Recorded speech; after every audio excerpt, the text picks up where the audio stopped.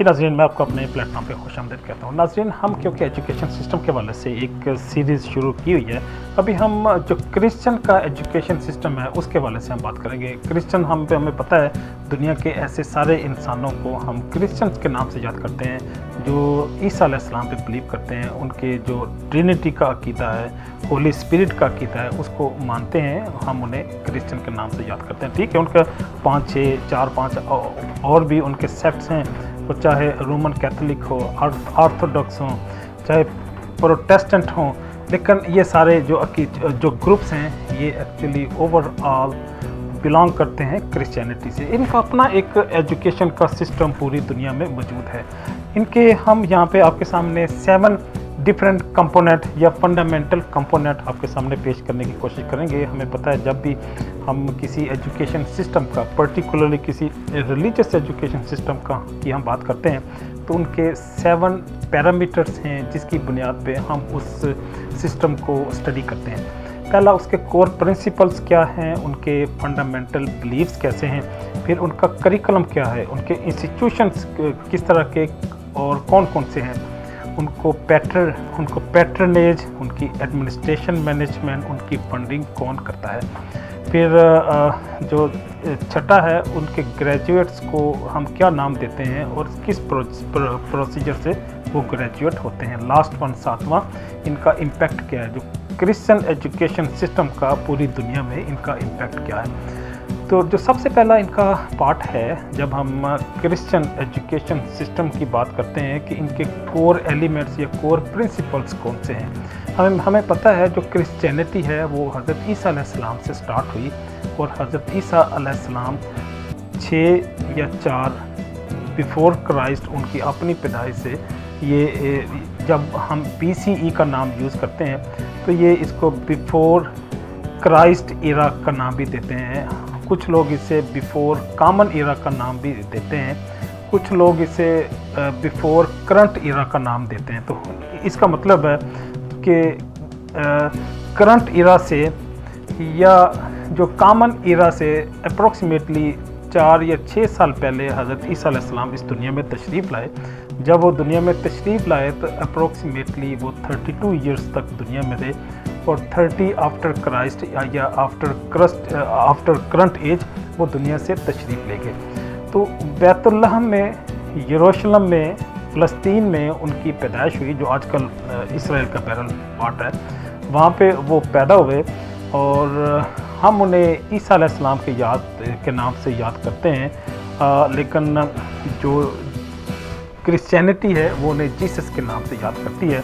New टेस्टामेंट्स जो book है, जो डॉक्ट्रिन है, वो हज़रत ईसा अलैहिस्सलाम से बिलोंग करती है। हम उनको अंजील के नाम से याद करते हैं, लेकिन क्रिश्चियन बजाते खुद उन्हें गॉस्पल का नाम भी देते हैं। तो गोया उनके और हमारे अकायद काफ़ी सारे मिलते जुलते हैं। तो एक तो हो गया उनके कोर प्रिंसिपल और उनकी हिस्ट्री। अब हम उनके कोर बिलीव की बात करें तो वो अंबिया पे ईमान लाते हैं। उनके अंबिया हमारे अंबिया एक ही हैं, वो चाहे मूसा अलैहिस्सलाम हो, इब्राहीम अलैहिस्सलाम हो।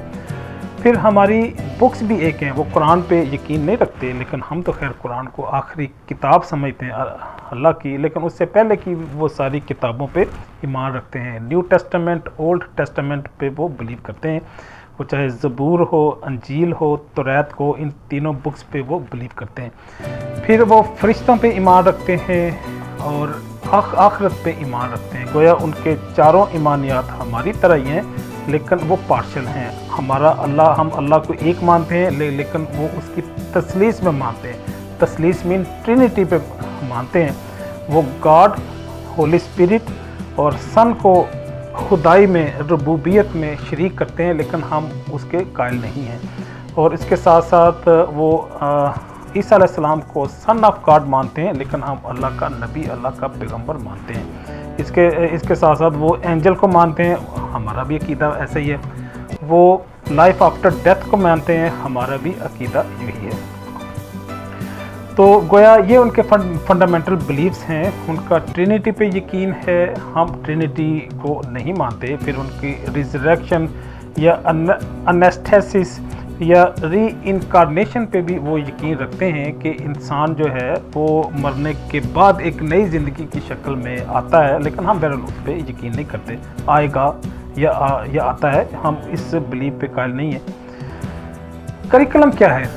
जो तीसरा कंपोनेंट है इनका क्रिश्चियन एजुकेशन सिस्टम का, इनका करिकुलम ऐसा उस तरह का नहीं है जिस तरह इस्लामिक एजुकेशन का है, जिस तरह तफसीर है, हदीस है, अस्मा और रजाल है, सर्फ और नहव है, और इसमें मंतक है, हिस्ट्री है। लेकिन क्रिश्चियनिटी में ऐसा कोई करिकुलम नहीं है। वो आम जो मुरवज करिकुलम है वही है। उसके साथ साथ जो ग्रेजुएट्स होते हैं इन रेगुलर एजुकेशन सिस्टम के, उन्हीं में से कई सारे लोग फादर बन जाते हैं, प्रीस्ट बन जाते हैं, वो पोस्टर बन जाते हैं। लेकिन इस एजुकेशन के साथ उन्हें क्रिश्चियनिटी भी की कुछ सर्विसेज करनी पड़ती हैं, कुछ प्रैक्टिसेस करनी पड़ती हैं और कुछ कोर्सेज करने पड़ते हैं इनके अपने मिशनरी स्कूल्स में से। उसके बाद वो बाकायदा चर्च का पार्ट बन जाते हैं। उनके क्लरिक, उनके जो एडमिनिस्ट्रेशन है, मैनेजमेंट है या रिलीजियस टाइटल डेजिग्नेशन उन्हें मिल जाते हैं। तो गोया उनका जो करिकुलम है सच कोई सेपरेट करिकुलम नहीं है, लेकिन उनकी अपनी जो चैपल सर्विसेज हैं, रिलीजियस एक्टिविटीज़ हैं, उनमें पार्टिसिपेट करते हुए जो वर्शिप और प्रेयर के अतबार से जब आप एक्सपर्ट बन जाते हैं तो जो फादर पोप आपको अपनी कम्युनिटी में वो एक्सेप्ट कर लेते हैं।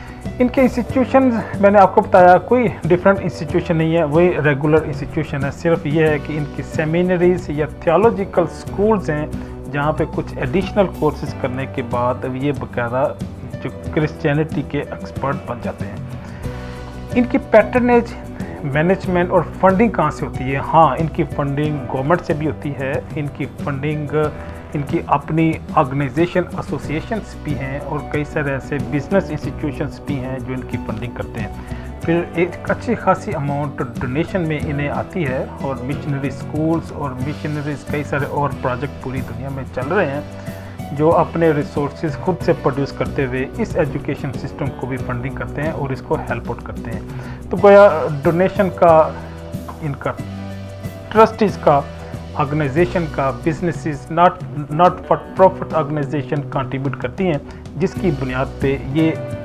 क्रिश्चियन एजुकेशन सिस्टम आगे से आगे बढ़ता है।